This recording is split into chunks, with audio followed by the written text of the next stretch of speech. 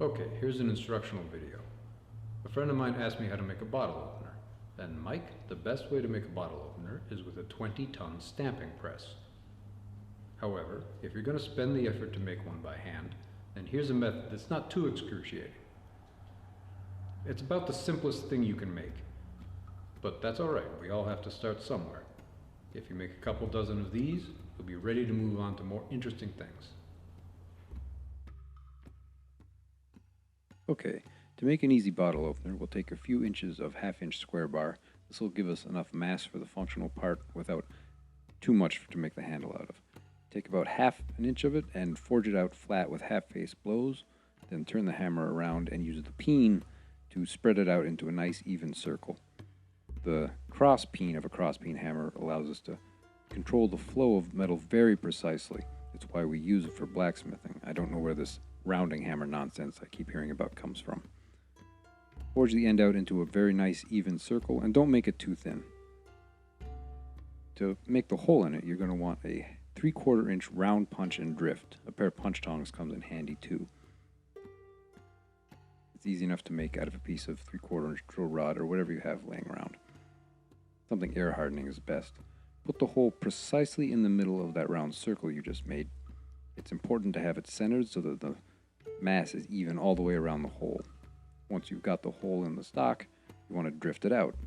You don't need to make a round bottom die to do this. You can just use the hardy hole of the anvil. Just be careful to make sure that the iron stays hot all the way through and that you work it evenly front to back and side to side, keeping it supported as you push the drift through. If you do a bunch of these, it'll go faster as the drift heats up. See? Nice and round. Now take the end of the punch and forge out a little tab on the inside edge of the bottle opener. This is the part that will pry the bottle cap off. Once you've got that done, knock the whole thing into more or less of an oval shape, like a traditional bottle opener. There, easy. That's the functional part. Congratulations, you've duplicated the work of an industrial die press, only much more slowly and with less accuracy. Now you probably want to dress it up a little bit, so the obvious thing to do is punch a hole in the end for a thong and give the whole thing a twist.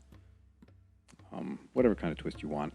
Simple twist, reverse twist, pineapple twist, the very uncomfortable Rubik's twist or stair-step twist. Cut it off on the hot cut hardy and then clean up the end with a rasp. There, voila. Possibly the second most boring thing you can make on the anvil. The next most obvious way to dress it up is to forge a leaf on the end of it and then bend it back round on itself. Here I'll show you the best way to make a leaf on the anvil. Just point the end of your bar stock, then use half-face blows on two sides to give it a shoulder. Forge out a little bit of a stem, then peen the leaf out into the appropriate shape. You'll note the end stays pointy because the peen allows us precise control of where the metal goes.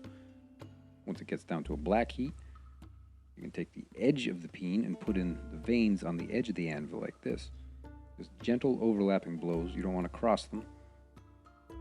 Just nice crisp edges. Again, using the corner of the peen, you can use the step of the anvil to put in the center crease, then flip it over and very delicately bend it back the other way.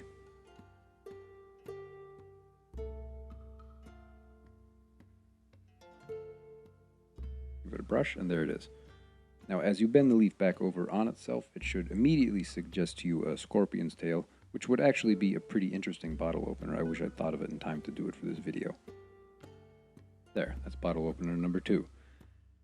Still boring. Okay, here's a better way to make a bottle opener. Take 4 pieces of 1/4 inch round bar. Forge them pointy front and back. Take them down square and then make them round. Make sure they're nice even tapers and very sharp both ends. Oh, here's a trick. You can quench thin sections and then break them off. They'll be brittle.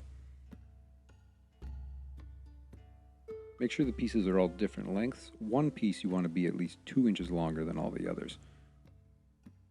Take the pieces, heat them up, and bend them into fence staples, and then smash the fence staples flat.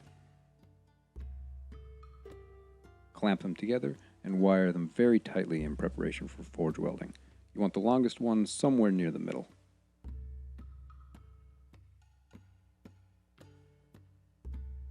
Forge weld them together. Just weld the end, only about an inch. Once they're stuck, work that end into more or less of a bulbous shape using the edges of the anvil. This is a little tricky to hold. Those delicate tentacle pieces are hard to get a grip on. It'll show you if you've got good tongs or if you need to make better ones to hold a specific piece. Take that bulb and flatten it out into a big disc, very much like what we did for the bottle opener in the first place, but we're not going to punch a hole in it.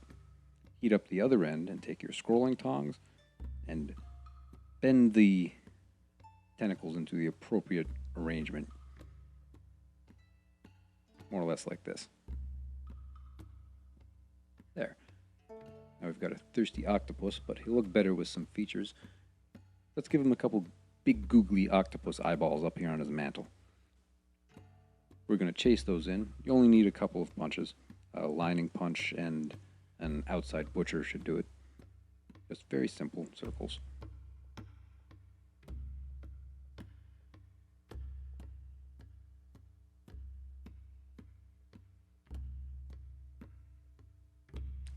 There we go. Now we've got eyes, but his head's still too flat. To give it a rounder aspect, we'll use a ball peen hammer and tap it into a hardwood block. That way we won't mess up the chasing we just spent all that time doing. Man, this would look cool in slow-mo. I'll have to try that for another video. There. Now that's a more interesting bottle opener. Now, whatever you're making, whether it's something simple like this, something ornate, something utilitarian, nothing you make has to be boring, even if it's simple. Simple and boring aren't the same thing. So if you're going to make simple things, take the effort to make them interesting. Your life is too short, and you put too much effort into acquiring your skills to waste them making stupid trinkets.